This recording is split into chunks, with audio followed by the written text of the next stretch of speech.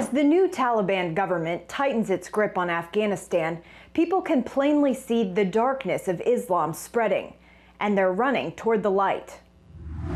As Job says, in the book of Job, he says, when a man is in a heap, on the ground, he stretches out his hand to God. And so it's in the midst of the desperation that souls are hungry.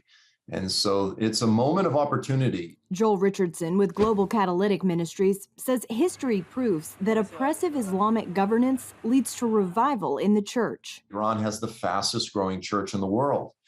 7 years after the ISIS blitzkrieg, there's a revival in northern Syria. The establishment of Islamic government provides ripe soil for the church to grow. The church in Afghanistan is determined to do the same. They're still actively meeting, studying the scriptures together, worshiping, and sharing the gospel.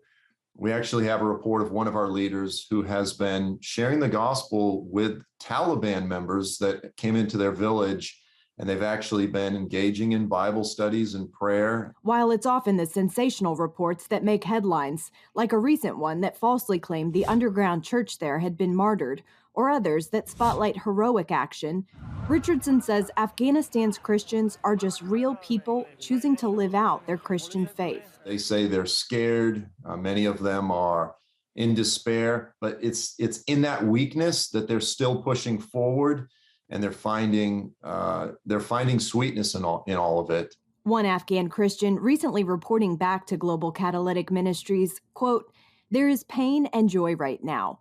God hasn't left. There is no need to fear what the Taliban is doing.